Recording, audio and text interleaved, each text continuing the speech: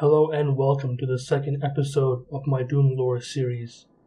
In this video, I'll be going over the history of the Maykrs in the Doomverse. Without further delay, let's begin. A very, very long time ago, in a realm so far away that you can't even imagine, existed a pocket dimension known as Urdak. As I said in my previous video, Urdak is the very definition of the word heaven. That is because Urdak, the word itself, is common tongue in the Maykr language, but when translated it means paradise or heaven in hundreds of different languages across the universe. This goes to show that these Maykrs are quite ancient and have had a primary effect on religion amongst mortals for millions of years. In the beginning, there existed an entity only referred to as Father amongst the Maykrs. There is no information whether this Father entity was a sentient organic or an artificial intelligence, but the Codex entry does mention that by analyzing Maykr technology and scriptures, it is said that this Father may have been a singular being. So the theory that it was a sentient organic that integrated itself into the vast technological structures within Urdak may be possible, because Samuel Hayden did something very similar by integrating his consciousness into a robotic body. At some point in the realm's history, the Father figure split itself, or shattered his physical form, to birth the Maykr race from the fragments. Additionally, it is said that it also transferred its incalculable power into the vast realm of Urdak. It was from Father's power that the realm of Urdak would remain functional and alive for many, many eons. Throughout their civilization, the Father would be visited by his creation, the Maykrs, in a building known as the Luminarium. This structure is said to be a temple where Maykrs would go to seek answers. Now, speaking of the Maykrs, they are a hive-minded species that share a collective consciousness across their population, while still maintaining individual identity, at least to some degree.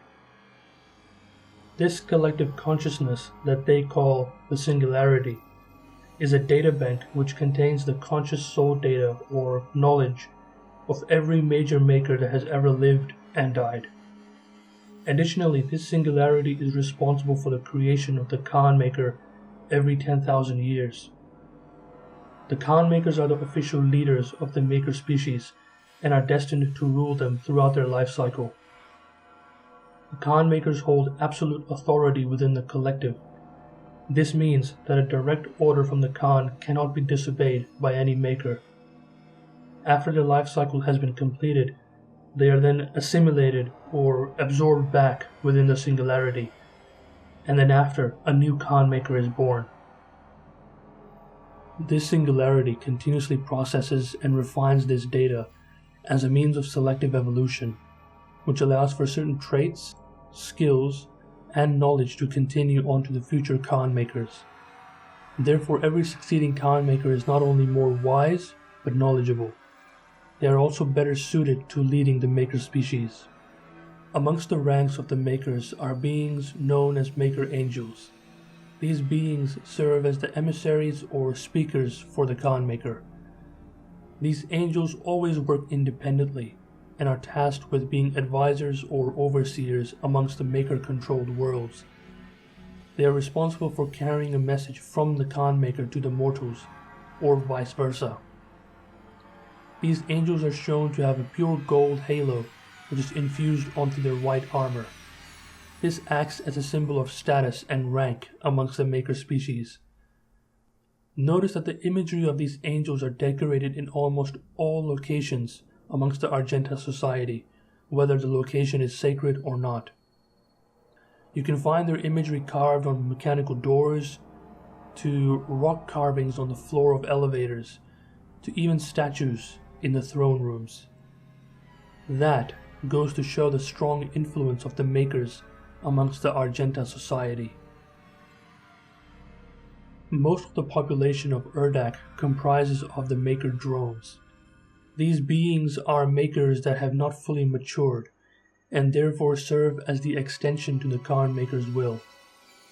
While each drone has their own identity, they are still connected to the Singularity and therefore cannot disobey any order given by the Khan Maykr. Maker drones are only ever found on Urdak. This is because their bodies have not matured and therefore cannot handle the stress of cross-dimensional travel. It is widely known that they live for a long period of time. At the end of their life cycle, they start developing biological and mental degradation, at which point they undergo a process known as the Transfiguration, where they allow a voluntary death, after which a resurrection follows shortly. This process of death and rebirth is somehow related to the Father, but it has never been explained anywhere.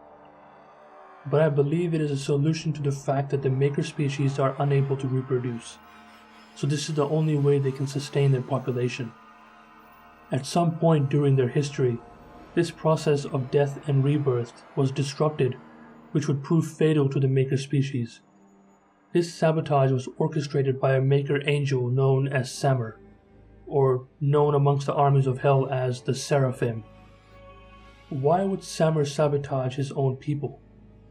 Well, it all started after the Maykrs had fully integrated themselves into the Argenta society as their gods. After the arrival of the Doomslayer, the armies of hell would soon follow him there, effectively putting that entire planet at risk and starting the chain of events of Doom 2016 and Eternal. The armies of hell would constantly attempt an invasion of Argent D'Nur, but they would be met with extreme resistance from the Night Sentinels, as they had the limitless power of the Wraiths and the technological advancements of the Maykrs.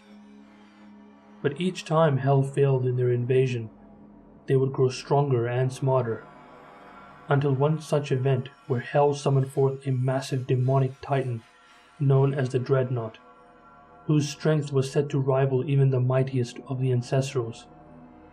With this force, they destroyed almost everything, but the Night Sentinels stood strong and held their ground against this overwhelming force. And amongst the Night Sentinels on the front line was the Doomslayer. It was then that Samur took notice of this outlander, whose will was stronger than any weapon, whose rage burned hotter than any fires of hell. Samur, under the veil of night, led the Doomslayer to the Chapel of Purity in Taras Nabad, which contained the Divinity Machine. It is there where Samur submitted the Doomslayer to the machine, granting him increased strength, speed, and agility. This is how it happened.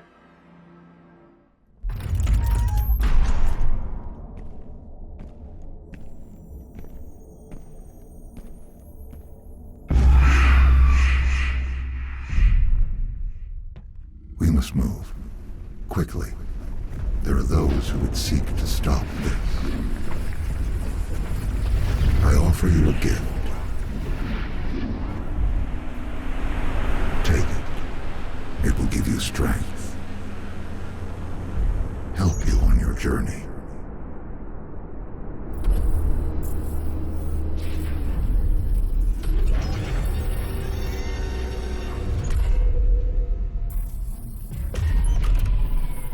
And now, they will fear you.